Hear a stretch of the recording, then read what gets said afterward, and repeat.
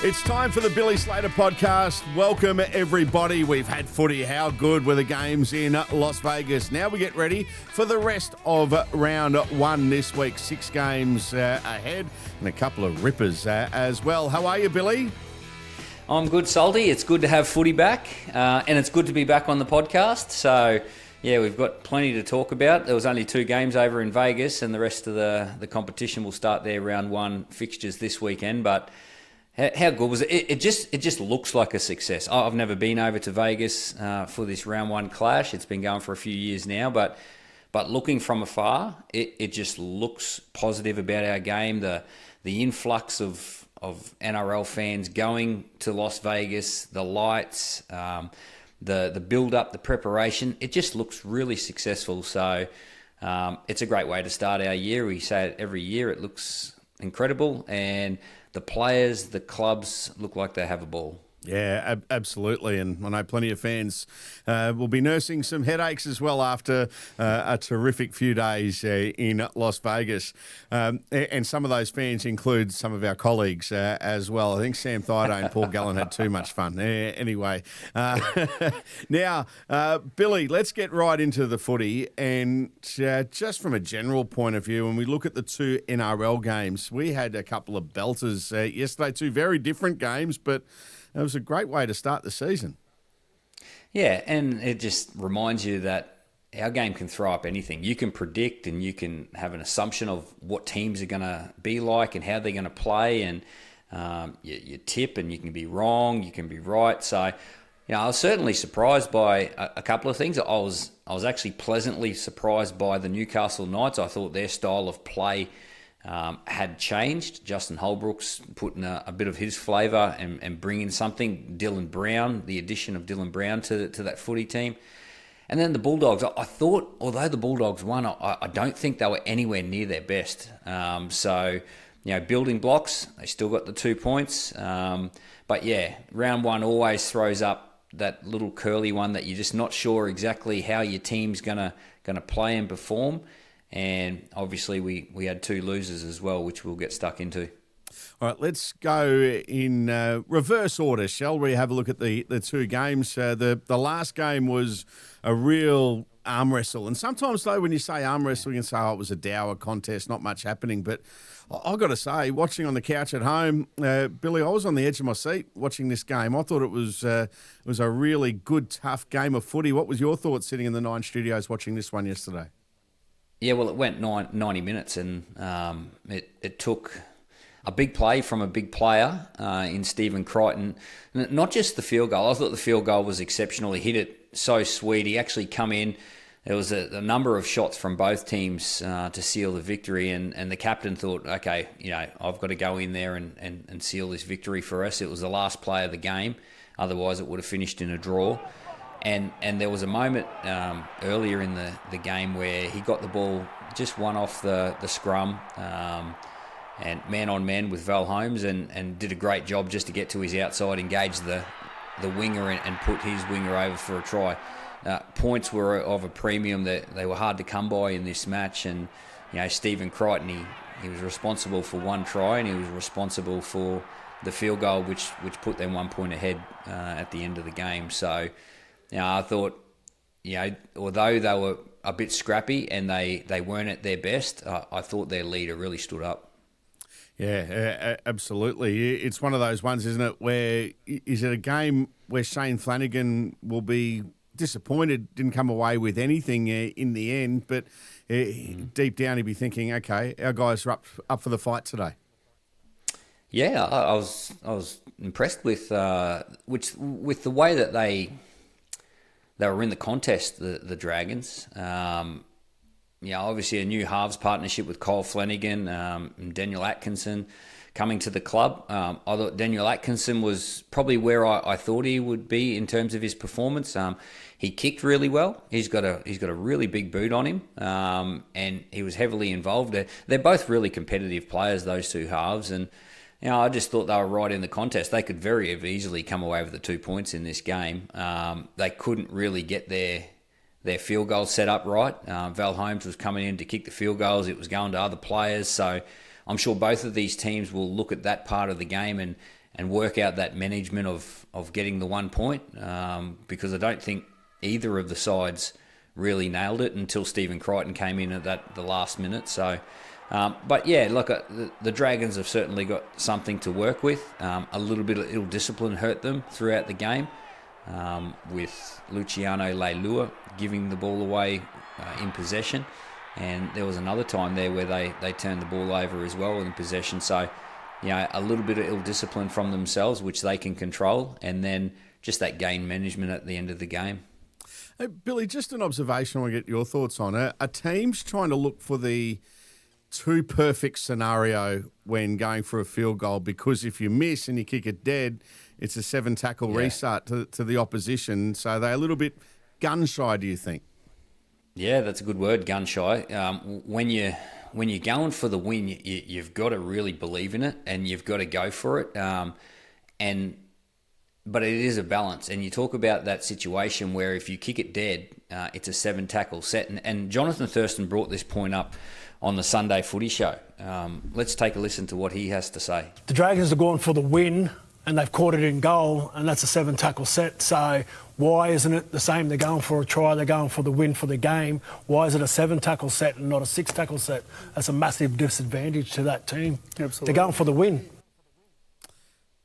Yeah, so what Jonathan's trying to say there is we're actually making the players gun shy about going for the win and taking the game on. You'll see a lot of times in Golden Point where they're in range of having a shot at field goal, but they'll play the percentages and just kick it into the corner because they know the repercussions of getting it slightly wrong. You give the opposition a great opportunity to get in good field position to have a clean shot to win the game. So, there's certainly a conversation there to be had with, they've already changed the rules slightly. If you go for a try and you knock the ball on, well, it's not a 7-tackle set. So, Jonathan Thurston, he's brought up a good point. Yeah, it's brought up a good point. Could you see that scenario being brought in, or a rule being brought in that it's not a 7-tackle set for a field goal in Golden Point, or maybe even from the 70th minute onwards? Yeah, well, any field goal opportunity, if it's caught in goal, it's is it just a 6-tackle set? I'm not sure. Like, I can definitely see them having a conversation about it, and we've seen the game is willing to change rules for the better of the game, and it's worth the right people sitting down and talking about this situation. Well, the situation which saw Stephen Crichton kick the field goal, that he probably shouldn't have happened, according to a few Dragons fans, in particular their coach Shane Flanagan. You might recall, Billy, there was a stripping penalty that was given.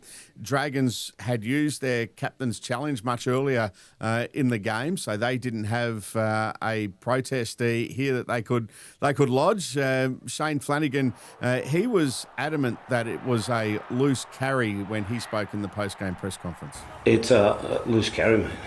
Every day of the week, without a doubt.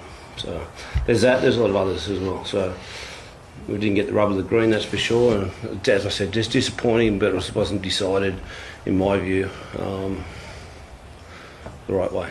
Bronson Xerri was the ball carrier, and Ryan Couchman was the player that was deemed to have stripped the ball. What did you make of that one? Well, I actually agree with both. I totally agree with it. It was a loose carry, without a doubt. Bronson Xerri, didn't have a full grip on the ball, and it came out pretty easy. But do I agree with the referee that Couchman played at the football? Absolutely. Absolutely he did. He put his hand under the ball, and as he got bumped off, he pulled back. So they're 50-50 calls. And I just think that it went that way. I don't think that a captain's challenge would have overturned the call, because the bunker's seeing what we're seeing, and if I'm sitting here question marking, what is it or not, they're probably leaning towards the original decision of the referee on the field. So I get the frustration from coaches, because these 50-50 calls can decide the game in this situation. So, you go over there, you put all this energy into your preparation to go to Las Vegas, and you play your round one game, and you get so close. and a 50-50 call goes against you and it contributes to the outcome, I totally understand the frustration from Shane Flanagan, but at the same time, I don't disagree with the decision. All right, it's an interesting one there, and I'm sure a lot of Dragons fans will have a thought on that, just like they probably, Billy, have a thought on these comments that were raised last week by Shane Flanagan in regard to season 2026 when he was having a chat to Channel 9's Danny Weidler. You probably know that we're not going to win the comp this year, but our endeavours are to win a lot of football games. So, what do you make of that? That we're not going to might not win the comp this year? Those comments from Shane Flanagan, Billy. Yeah, look, I'm a big believer in there's more than one way to do things, and there's more than one way to coach. There's more than one way to help your team along their journey and all that sort of stuff. So I've got to be careful what I say here but at the same time, like, would I ever think of saying that? Absolutely not. I've been involved in this game for over 2 decades now as a player and as a coach, and I've never once thought and felt like I was anything but on top of the competition, whatever competition I was in. Even if you weren't in, and you don't win everything, that's a reality. But if you're not in it to challenge for that, I just don't understand putting a ceiling on your footy team. That's the big one. Like the footy team, that they might surprise everyone. Who knows? They've got enough good players in their footy team. Sure, every team is building. Every team is trying to improve.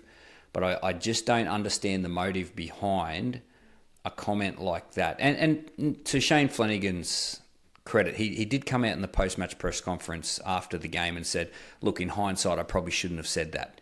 So he understands that, that's going to have a psychological effect on his team. So, like I said, I just don't understand the motive behind saying something like that before a game has even been played. Like, you haven't even made a tackle in this season, haven't even kicked a ball, and you come so close to winning round 1 against one of the premiership heavyweights. I think the Bulldogs will be in the top 4, and they're competing against them. So, yeah, I just think it's going to have a psychological effect on the playing group. I'm sure it has. I'm sure they all heard it. They hear everything. Players hear everything these days, and we all talk about how much the mental side of the game is important and how big that part of the game is.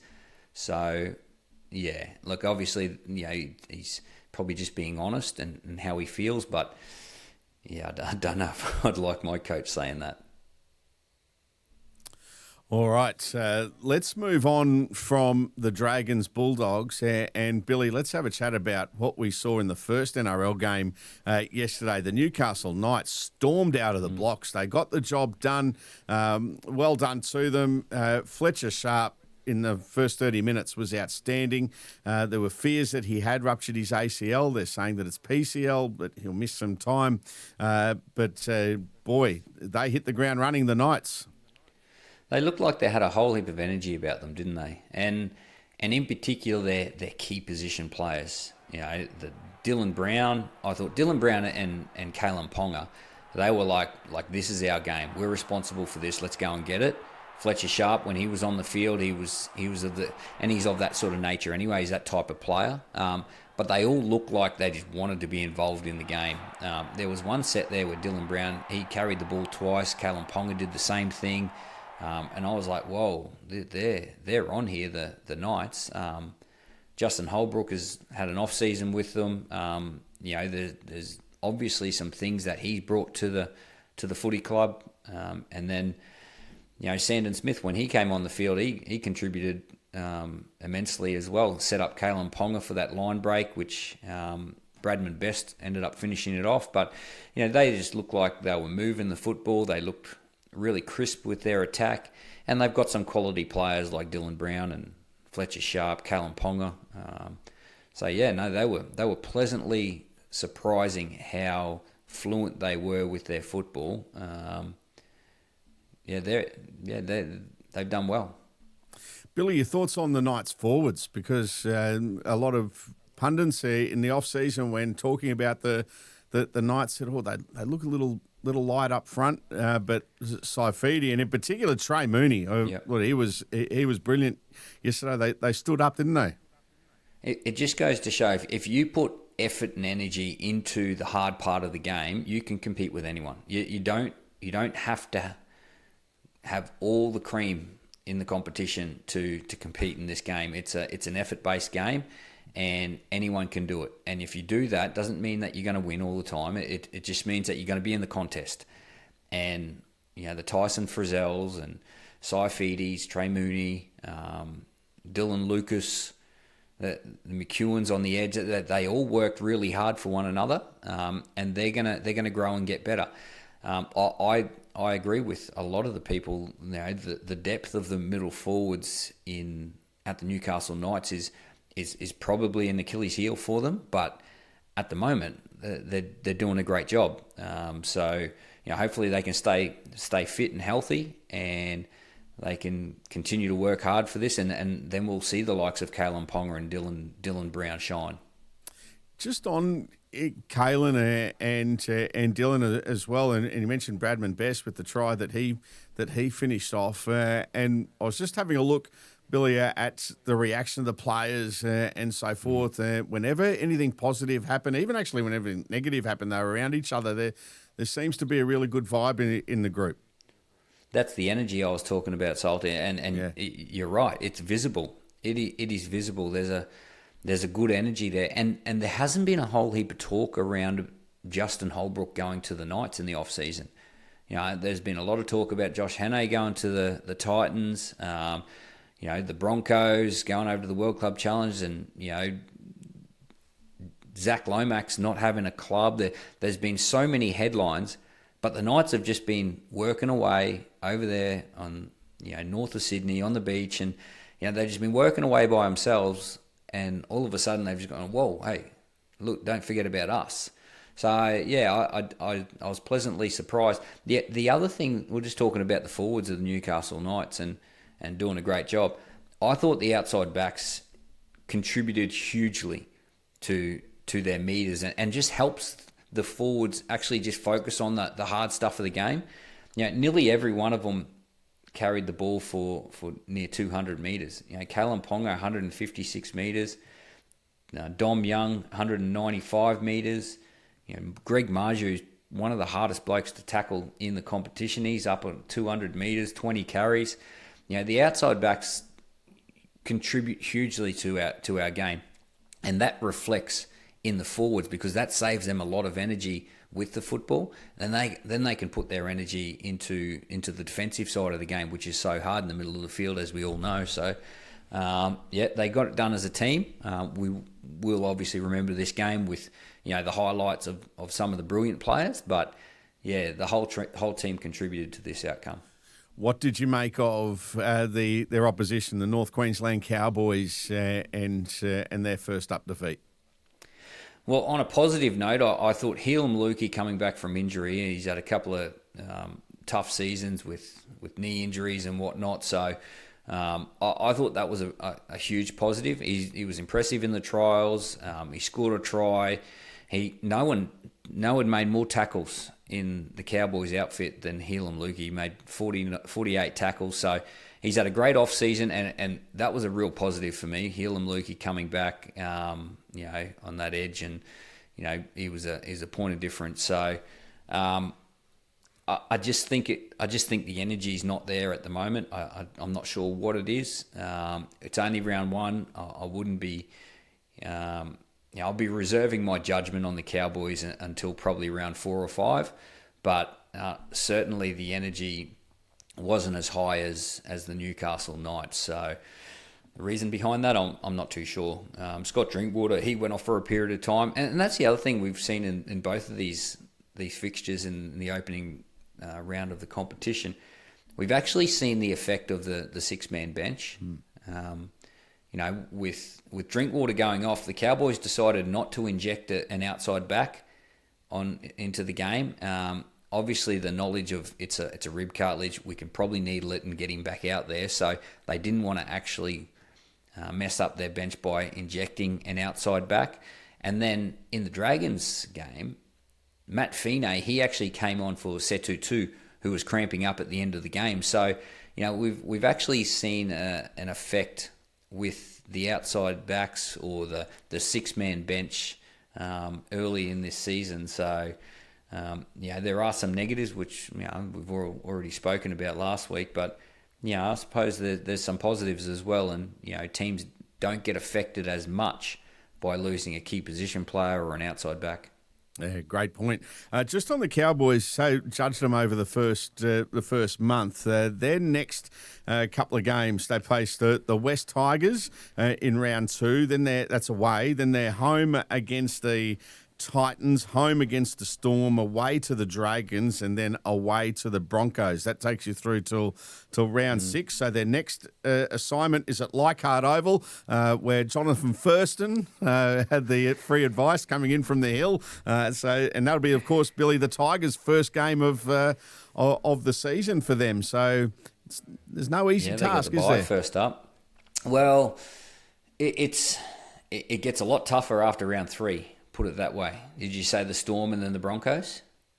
So, yes. So round 4 and round 5, they're taking on the 2 grand finalists from last year, which would indicate, the 2 best teams from last year. Round 2 and round 3, they've got the Tigers and then the Titans.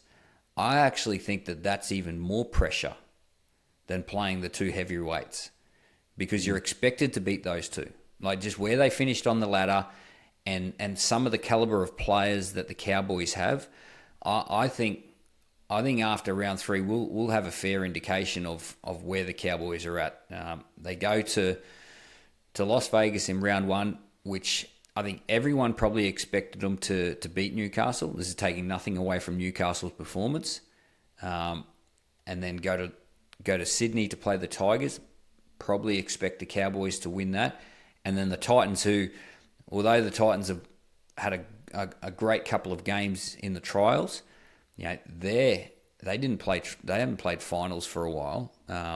They're probably expected to beat them. So all of a sudden, the pressure in the first 3 games of the season for the North Queensland Cowboys is hugely high, because they're expected to win. And just as we record this, folks, so every Monday morning the charge sheets has come out from Las Vegas as we're recording, and Braden Burns, who was sent to the sin bin for that shot on Kalen Ponga, Billy, he has been charged with a grade 2 careless high tackle and will miss 2 matches. Yeah, right. Did Stephen Crichton get charged? Now, Stephen Crichton did not get charged.